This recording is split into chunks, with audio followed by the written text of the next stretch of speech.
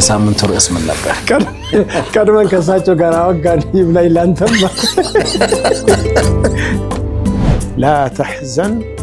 إن الله معنا በጣምም ጣፋጭ አቱን ማንንም ባልታጠበጁ ይዘግናል ይፈተፍታል ይወጣል መራራም ተወን ሁሉም እየቀመሰ ይተፋል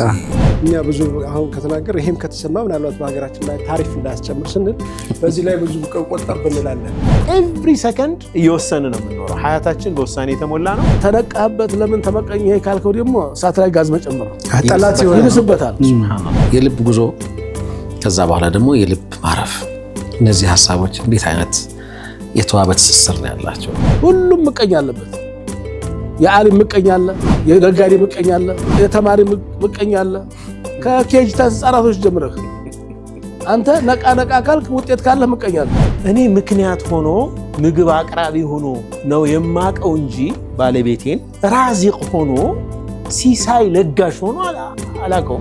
የእናቱን ልብ ያላገኘ የአባቱን ልብ ያላገኘ የማንን ልብ ይከፍታል አጥሩ ዋናውን ቤት መጠበቂያ ነው ፈርድ ሶላቶች የሚጠበቁት በሱናዎቹ ሁሉንም ነገር ለአላህ እንሰጣለን ግን መስነፍ አይፈቀድም ተግባላ ፍንጫ ቢበታች ተሱ በሱ አለፍ ብሎ አድራሻችን ምሽት ዕለተ ሐሙስ ምሽት ከ2 ሰዓት ጀምሮ በሚንበር ቲቪ ጠብቁ